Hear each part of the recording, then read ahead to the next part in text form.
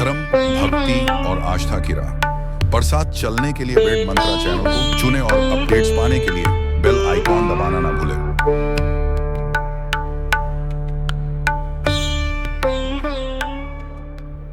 जय श्री राम। बोले श्यामपति रामचंद्र की जय। पवन सुत हनुमान की जय। दोस्तों, पिछले एपिसोड में हमने आप लोगों से भरत जी के बारे में बात किया। आज थोड़ा सा सुंदरकांड के बारे में बात करना चाहता हूँ। आप देखे होंगे कि हमारे घर में तो नित्य होता है, शनिवार मंगलवार तो मेरे घर में सुंदरकांड होता ही है और हर किसी के घर में होता है। आज लोगों को सुंदरकांड के प्रति आस्था बहुत ज्यादा बढ़ गई है और सही है, सही दिशा में लोग जा रहे हैं, बढ़ना चाहिए, क्योंकि सुंदरकांड से हमें बहुत कुछ ज्ञान मिलता है, बहुत कुछ जानने को मिलता है। हनुमान जी का बल और उनकी पौरुख का बखान जामवंत जी करते हैं। तो आप समझिए कि एक चौपाई है उसमें कि जामवंत जी उनके बल का बखान कर रहे हैं और हनुमान जी चुपचाप मौन बैठे हैं। सारी सेना परेशान है कि समुद्र उस पार जाना है, सीता जी का पता लगाना है। सब बेचैन है, सब परेशान है। कोई बोलता है मैं इतना जाऊंगा, कोई बोलता है मैं आधा जाऊंगा, कोई बोलता है मैं चले तो जाऊंगा कि वापस नहीं आ पाऊंगा। जामवंत जी सबसे बूढ़े ऋषि थे, वो परेशान थे। तब उन्होंने हनुमान जी की तरफ देखा तो एकदम मौन धारण बैठ के वो सीताराम सीताराम कर रहे हैं। उन्हें लगा कि अरे हनुमान जी कुछ बोल ही नहीं रहे। तब उनको जगाने के लिए उनके बल का उनको बताया गया कि आप इतने बलवान हैं, आप क्या नहीं कर सकते हैं। कवन सो काज कठिन जगमाही, जो नहीं होई तात तुम पाही। जामवंत जी हनुमान जी कहा कि आप क्या नहीं कर सकते। तो लास्ट में जब हनुमान जी सुंदरकांड की पहली चौपाई है कि जामवंत के वचन सुहाए, सुन हनुमंत हृदय अति भाए। आप समझिए कि तुलसीदास जी ने लिखा है कि जामवंत के वचन सुहाए और सुन हनुमंत हृदय अति भाए। सुहाए और भाई में क्या अंतर? तो ये अंतर सबसे पहले हमें जानना चाहिए कि हनुमान जी को सुहाए और भाई तुलसीदास जी ने ऐसा क्यों लिखा।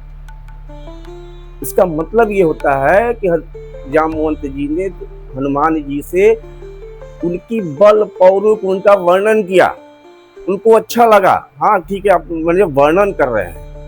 लेकिन जब जामवंत जी ने कहा कि राम काज लग तब अवतारा, सुनतई भयो पर्वताकार। जब वो जामवंत जी कहते हैं कि आपका अवतार ही राम काज के लिए हुआ है, वो उनको भाया, उनके हृदय में लगा। जैसे मुझे भी आभास हो रहा है इस समय, तो उनके हृदय में लगा कि मेरा अवतार राम काज के लिए हुआ है। सुनतई भयो पर्वताकार, पर्वत के आकार के समान हो गए।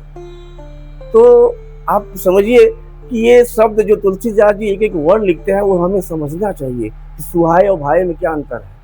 तब हनुमान जी अपना पूरा विकराल रूप धारण करते कहते हैं कि बोलिए क्या करना है जामवंत जी, समुद्र को लांग जाऊं, सोख जाऊं, रावण को सीता सहित पर्वत को उठा के ले आऊं। तो यहाँ पे हमें एक सीख सुंदर कांड में मिलता है कि जामवंत जी बुजुर्ग थे और हनुमान जी उनसे छोटे थे। तो यहाँ पे हनुमान जी ने पूछा है कि जामवंत जी मुझे आदेश करिए, मुझे वहां जाकर करना क्या है। तो ये हमें शिक्षा मिलती है सुंदरकांड से कि मुझे बड़ों की आज्ञा माननी चाहिए। अपनी बुद्धि से हर चीज नहीं किया जा सकता। ठीक है, मैं बुद्धिमान हूँ, आप बुद्धिमान हो, पढ़े लिखे हो, आप यंग हो, नौजवान हो, हर चीज है। लेकिन घर में अगर बुजुर्ग हैं, अगर कोई सलाह दे रहा है तो उसकी आज्ञा हमें माननी ही चाहिए। ये सुंदरकांड हमें सीख देती है। तो उसी प्रकार तब जामवंत जी ने सिर्फ इतना कहा कि भाई आप लंका जाओ और सीता जी का सुध लेके वापस आओ और प्रभु को उनकी सुध बताओ। आपको सिर्फ इतना करना है और बाकी वहां आपको कुछ नहीं करना है। लेकिन हनुमान जी कहते हैं कि बहुत बुद्धिमान थे, सकल गुण निधानम, उनके सब गुण उनके अंदर था, कोई ऐसा गुण नहीं था। अष्ट सिद्ध नवनीत के दाता, वो अठो सिद्धियां उनके अंदर थी। भगवान राम ने इसे मुद्रिका दी थी कि आप ले जाके सीता जी को दे देंगे एक निशानी के रूप में। लेकिन बाकी उन्होंने कुछ नहीं कहा था कि आपको वहाँ क्या क्या करना है। हनुमान जी लंका गए, लंका में विभीषण जी से मुलाकात हुई, वो मार्ग बताए कि सीता जी कहाँ पे हैं। सीता जी से जाके वो मिले और सीता जी से मिलने के बाद भगवान राम की शुद्धि उनको बताए, उनकी सारी पीड़ा बताए कि भगवान बहुत व्याकुल है आपके लिए, लेकिन उन्हें अभी तक पता नहीं था कि आप कहाँ हो। लेकिन अब पता चल गया है। माता जी आप चिंता मत करिए, भगवान राम बहुत जल्दी आएंगे और सारे निश्चरों को मार करके आपको सादर पूर्वक लेके जाएंगे। तो उसके बाद हनुमान जी अशोक वाटिका में जाते हैं, उनको भूख लगी थी, माता जी से आदेश मांगते हैं।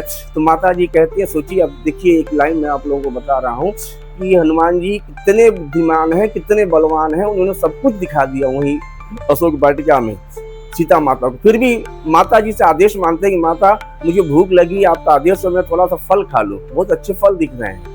तो माता जी ने आदेश किस प्रकार देती है कि रघुपति चरण हृदय धर तात मधुर फल खाओ, यानी कि भगवान राम को चरण को अपने हृदय में रखकर तब जाओ फल खाओ।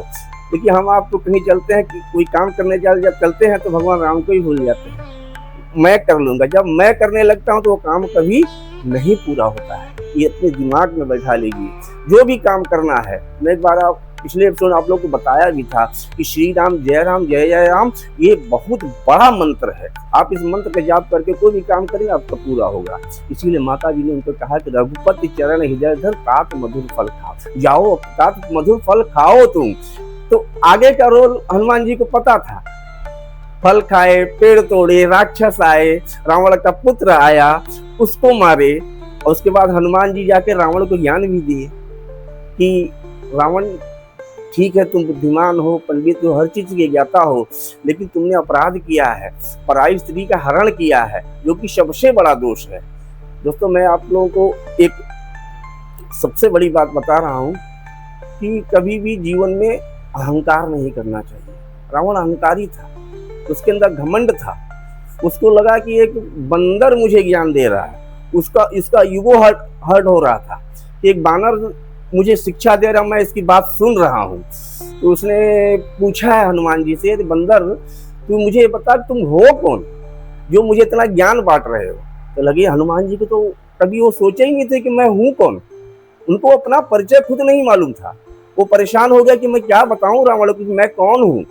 तब तक माता जानकी जी का आशीर्वाद था, माता सरस्वती उनके बुद्धि विवेक में प्रवेश करती है, उनके मुख से निकलता है कि मैं भगवान श्री राम का दूत हूँ। उन्हें खुद अपने आप को दूत बताया कि मैं उनका दूत, तुच्छ दूत हूँ मैं। ये हनुमान जी की बुद्धिमता थी। हनुमान जी कभी अहंकार नहीं किए थे, मुझे मेरा बल क्या है, मेरा पौरु क्या है, मैं क्या नहीं कर सकता हूँ। उन्हें बहुत कुछ ज्ञान दिया रावण को, लेकिन रावण समझ नहीं पाया और लास्ट में उस रावण हनुमान जी की पूंछ में आग लगा दिया। तब हनुमान जी ने सोचा कि ये तो भगवान मेरे प्लानिंग में था ही नहीं, मेरे पूंछ में आग लगा दिया।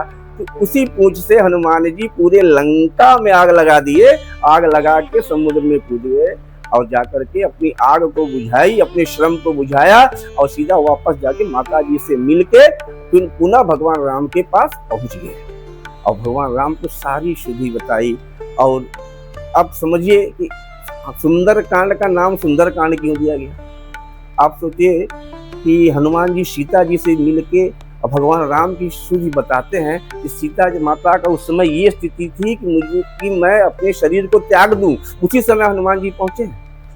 तो हनुमान जी जब सीता माता से भगवान राम की कहानी बताते हैं, उनके बारे में बताते हैं, उनकी स्थिति बताते हैं, तो माता जी को दिल में ठंडक होती है, उनका दिल एकदम शांत हो जाता है। और जब वापस आके श्री रामचंद्र जी से सीता माता का स्थिति बताते हैं तो भगवान की आंख में आंसू आ जाते हैं। इसी समय भगवान राम ने कहा कि हनुमान, मैं कभी जीवन में मैं तुम्हारे इस ऋण से कभी उत्तीर्ण नहीं हो पाऊंगा। स्वयं भगवान राम ने कहा है, आज तीनों ब्रह्मांड में जितने भी देवी देवता हैं, अगर भगवान राम किसी के ऋणी हैं तो सिर्फ हनुमान जी की। इसीलिए हनुमान जी की पूजा जो करता है, जो उनकी आराधना करता है, भगवान राम की कृपा बिना किसी मेहनत के अपने आप ऑनलाइन उनको मिलते रहता है। हनुमान जी की जो आराधना करेगा, जो उनकी पूजा करेगा, भगवान राम बिना कहे उसकी हर इच्छा पूर्ण करते रहेंगे। दोस्तों इसीलिए मैं आप लोगों से बताया हूँ कि आप लोग हनुमान जी को अपने हृदय में धारण कीजिए, हमेशा उनकी आराधना करिए। दोस्तों अब आगे क्या एपिसोड में जब दोबारा बनाऊंगा तो हनुमान जी की थोड़ी बुद्धिमत्ता के बारे में आप लोगों को बात करूंगा। आज मैं अपना एपिसोड इसी पे समाप्त करता हूँ। जय श्री राम।